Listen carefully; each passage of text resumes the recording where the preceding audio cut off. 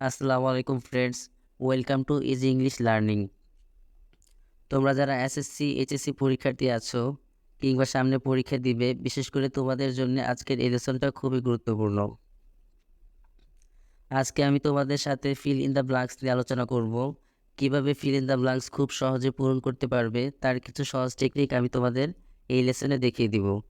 এটা একটা এসএসসি পরীক্ষার বোর্ড কোশ্চেন, এখান থেকে তোমাদের অনেক কিছু শেখার আছে। তাই ভিডিওটা প্রথম থেকে শেষ পর্যন্ত অবশ্যই সম্পূর্ণ দেখবে এবং এই প্যাসেজটা কয়েকবার প্র্যাকটিস করবে। তোমরা স্ক্রিনে 10টা ক্লু এবং তার নিচে একটা ছোট প্যাসেজ দেখতে পাচ্ছ। উপরের এই ক্লুগুলো দিয়ে আমরা প্যাসেজে থাকা 10টি শূন্যস্থান পূরণ করব। তার আগে চলো ক্লুগুলো কোন পার্টস অফ স্পিচে আছে সেটা আমরা দেখে নিই। 1 নম্বরে থাকা নিউমারাস শব্দটা হচ্ছে একটা অ্যাডজেক্টিভ, এর অর্থ অসংখ্য। আর্লি হচ্ছে একটা অ্যাডভার্ব, এর অর্থ তাড়াতাড়ি। সুইটেবল হচ্ছে অ্যাডজেক্টিভ, এর অর্থ উপযোগী, মানানসই। এজেস হচ্ছে নাউন, এটা এজ এর প্লুরাল ফর্ম, এর অর্থ বয়স। দি হচ্ছে আর্টিকেল। মেইনটেন হচ্ছে ভার্ব, এর অর্থ মেইনটেন করা, রক্ষণাবেক্ষণ করা। মেক হচ্ছে ভার্ব, এর অর্থ তৈরি করা। মোরওভার হচ্ছে একটা অ্যাডভার্ব, এর অর্থ অধিকন্তু, তার উপর, তাছাড়া। ফ্রেশ একটা অ্যাডজেক্টিভ, এর অর্থ সতেজ, তাজা। এ হচ্ছে আর্টিকেল। উপরে থাকা এই 10টা ক্লু এর কোনটা কোন পার্টস অফ স্পিচে আছে সেটা আমরা দেখে নিলাম। চলো এবার প্যাসেজটা পড়ে দেখি প্যাসেজটাতে কোন টেন্সের ব্যবহার লক্ষ্য করা যায়। প্রথম বাক্যটা দেখো, এখানে অক্সিলারি ভার্ব ইজ আছে। সেন্টেন্সে মেইন ভার্ব না বসে অক্সিলারি ভার্ব অ্যাম ইজ আর বসলে ওই সেন্টেন্সের টেন্স মূলত প্রেজেন্ট ইনডিফিনিট টেন্সের হয়। দ্বিতীয় বাক্যে ভার্বের সাথে অ্যাজ বাই অ্যাজ যুক্ত আছে। আমরা জানি প্রেজেন্ট ইনডিফিনিট টেন্সে subject third person singular number হলে ভার্বের সাথে অ্যাজ বাই অ্যাজ যুক্ত হয়। অতএব দ্বিতীয় বাক্যটিও প্রেজেন্ট ইনডিফিনিট টেন্সের। তৃতীয় বাক্যে আছে dash people who wake up. এখানে সাবজেক্ট পিপলের পরে ভার্বের প্রেজেন্ট ফর্ম বসেছে। এই যে দেখো, ওয়েক হচ্ছে ভার্বের প্রেজেন্ট ফর্ম, অতএব এটিও প্রেজেন্ট ইনডিফিনিট টেন্সের। এবার চলো আমরা শূন্যস্থানগুলো গ্রামাটিক্যাল ওয়েতে পূরণ করি। Morning walk is an exercise, সকালে হাঁটা হচ্ছে একটা ব্যায়াম। ড্যাশ ফর দ্য পিপল, মানুষের জন্য ড্যাশ। শূন্যস্থানের এই জায়গাটিতে যদি আমরা একটা প্রশ্ন করি তাহলে উত্তরটা পেয়ে যাব। যেমন আমরা বলতে পারি ড্যাশ ফর দ্য পিপল, অর্থাৎ মানুষের জন্য কি। অথবা এভাবে বলতে পারি সকালে হাঁটা একটা ব্যায়াম আর এই ব্যায়ামটা মানুষের জন্য কি। উত্তরটা নিশ্চয়ই হবে ভালো। তাহলে আমাদের উত্তর যদি ভালো হয় তাহলে এই ভালোর সাথে মিল পড়ে এমন একটা ওয়ার্ড উপরের দেয়া ক্লুগুলো থেকে আমাদের বেছে নিতে হবে। ভালো হচ্ছে একটা অ্যাডজেক্টিভ। উপরের ক্লুগুলোতে অ্যাডজেক্টিভ হচ্ছে নিউমারাস, সুইটেবল এবং ফ্রেশ। এদের মধ্যে নিউমারাস বসে সংখ্যার ক্ষেত্রে, সুইটেবল বসে ভালো, উপযোগী অর্থাৎ মানানসই কোনো কিছুর ক্ষেত্রে, আর ফ্রেশ বসে সতেজ, তাজা কোনো কিছুর পূর্বে। সুইটেবল অ্যাডজেক্টিভটি যেহেতু ভালো এবং উপযোগী কোনো কিছুকে বোঝায়, তাই আমাদের শূন্যস্থানটিতে সুইটেবল বসবে। আরেকটা বিষয় হচ্ছে সুইটেবল এর পরে সবসময় প্রিপোজিশন ফর বসে। সুইটেবল ফর সামওয়ান অর্থ হচ্ছে কারোর জন্য উপযোগী, আর এখানে সুইটেবল ফর দ্য পিপল অর্থ হচ্ছে মানুষের জন্য উপযোগী। তারপর আছে অব অল ড্যাশ। এখানে অল হচ্ছে একটা ডিটারমিনার, অল এর পরে সবসময় প্লুরাল নাউন বসে। আমাদের উপরের ক্লুগুলোতে কেবলমাত্র একটি নাউনই আছে, সেটা হচ্ছে এজেস। এজেস হচ্ছে এজ এর প্লুরাল ফর্ম। তাহলে বি নম্বর শূন্যস্থানটিতে অন এর পরে প্লুরাল নাউন এজেস বসবে। তাহলে সম্পূর্ণ বাক্যটার অর্থ হবে এমন: morning walk is an exercise suitable for the people of all ages. সকালে হাঁটা হচ্ছে একটা ব্যায়াম যা সকল বয়সের মানুষের জন্য উপযোগী। ইট গিভস আজ ড্যাশ বেনিফিটস, এটা আমাদেরকে ড্যাশ উপকারিতা দেয়। এখানে দেখো, একটি উপকারিতা কিন্তু দেয় না, একটির চেয়ে বেশি উপকারিতা দেয়। কেননা এখানে বেনিফিট একটি নাউন আর এর সাথে অ্যাজ যুক্ত হওয়ায় এটা হয়েছে প্লুরাল নাউন। তাহলে প্লুরাল নাউনের পূর্বে এমন একটি অ্যাডজেক্টিভ বসবে যে অ্যাডজেক্টিভটি প্লুরাল নাউনকে নির্দেশ করে। আমাদের উপরের ক্লুতে থাকা নিউমারাস অ্যাডজেক্টিভটি প্লুরাল নাউনকে নির্দেশ করে, অর্থাৎ নিউমারাসের পরে সাধারণত প্লুরাল নাউন বসে। তাহলে সি নাম্বারের উত্তর হবে নিউমারাস। নিউমারাস অর্থ হচ্ছে অসংখ্য। আর বাক্যটা দেখো, it gives us numerous benefits. এর অর্থ হবে এটা আমাদেরকে অসংখ্য উপকারিতা দেয়।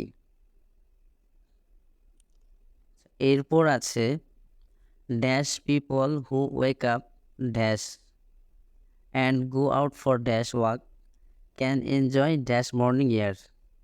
এখানে একটা বাক্যে 4টা শূন্যস্থান আছে। প্রথম শূন্যস্থানের পর আছে পিপল হু ওয়েক আপ।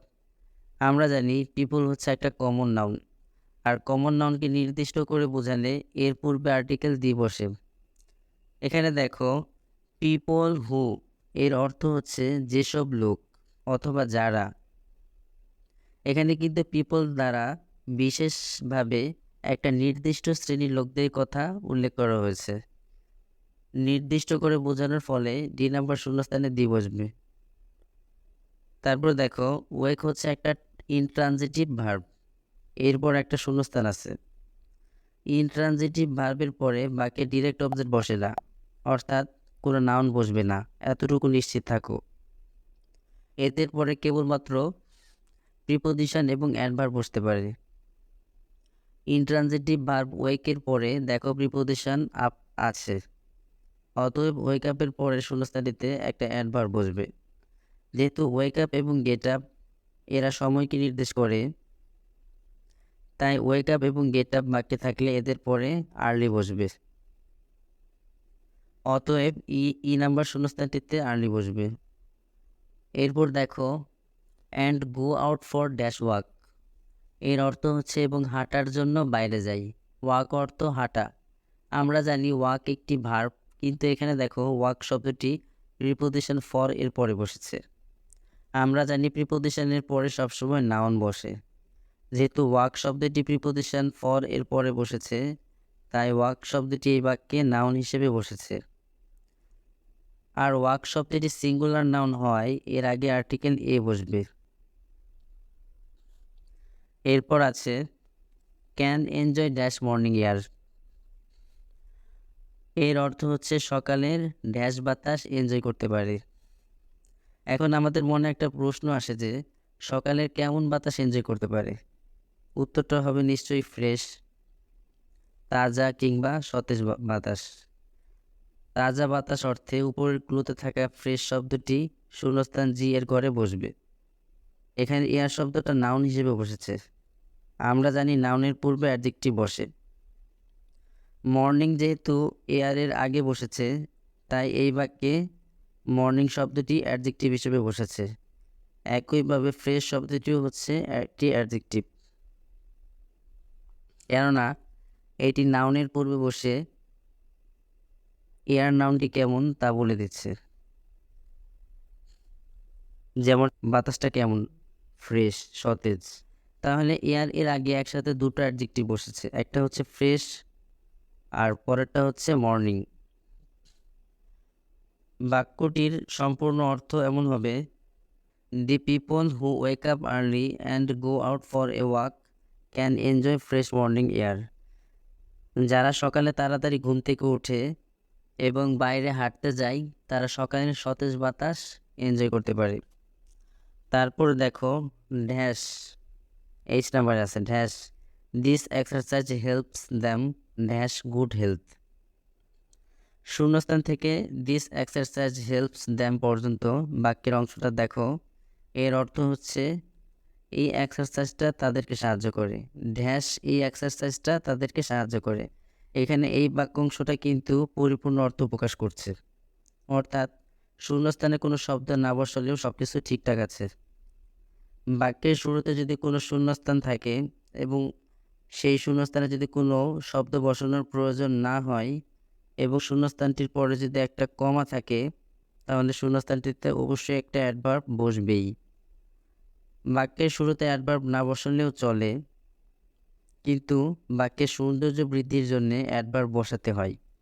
আমাদের ক্লুগুলোতে কেবল 2টি অ্যাডভার্ব ছিল। আমরা আগে একটি অ্যাডভার্ব ব্যবহার করেছি, আর এখন আরেকটি অ্যাডভার্ব অবশিষ্ট রয়েছে, সেটা হচ্ছে মোরওভার। এইচ নাম্বার শূন্যস্থানটিতে মোরওভার বসবে। যে নাম্বার শূন্যস্থানটিতে মেইনটেইন বসবে, কেননা আমরা সাধারণত গুড হেলথ মেইনটেইন করি, অর্থাৎ সুস্বাস্থ্য মেইনটেইন করি, তাই গুড হেলথ শব্দ দেওয়ার আগে মেইনটেইন বসবে। আরেকটা জানার বিষয় হচ্ছে, সিম্পল সেন্টেন্সে একের অধিক ভার্ব থাকলে পরের ভার্বগুলোর পূর্বে সাধারণত টু বসে, কিন্তু প্রথম ভার্ব হেল্প থাকলে পরের ভার্বগুলোর আগে টু বসাতে লাগে না।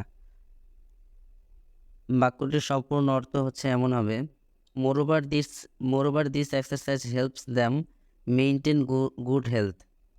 তাছাড়া এই ব্যায়ামটা তাদেরকে সুস্বাস্থ্য রক্ষণাবেক্ষণ করতে সাহায্য করে। এরপর দেয়া আছে, again they can dash a good start of their work. এখানে স্টার্ট শব্দটা বাক্যের নাউন হিসেবে বসেছে, আর স্টার্টের আগে আর্টিকেল এ আছে, আর মডেল অক্সিলিয়ারি ভার্ব ক্যান এর পরে শূন্যস্থানটিতে একটি ভার্ব বসবে। বাক্যে যদি এ স্টার্ট থাকে এবং এ স্টার্টের আগে যদি শূন্যস্থান থাকে, তাহলে শূন্যস্থানটিতে মেক বসবে, কারণ এ স্টার্ট কিংবা এ গুড স্টার্ট এগুলোর আগে মেক বসে। মেক এ স্টার্ট অর্থ শুরু করা, আর মেক এ গুড স্টার্ট অর্থ ভালো শুরু করা। Again they can dash a good start of their work. এখানে হবে again they can make a good start of their work. বাক্যটার সম্পূর্ণ অর্থ হচ্ছে, আবার তারা তাদের কাজের একটা ভালো শুরু করতে পারে। তাহলে বন্ধুরা, এই ছিল আমাদের বোর্ড কোয়েশ্চেন, এবং আমরা এই বোর্ড কোয়েশ্চেনটা খুব সুন্দরভাবে গ্রামাটিক্যালভাবে সলভ করেছি। আমার এই ভিডিওটা যদি তোমাদের কাছে ভালো লাগে, তাহলে আমার চ্যানেলটাকে অবশ্যই সাবস্ক্রাইব করবে এবং লাইক এবং কমেন্ট করো।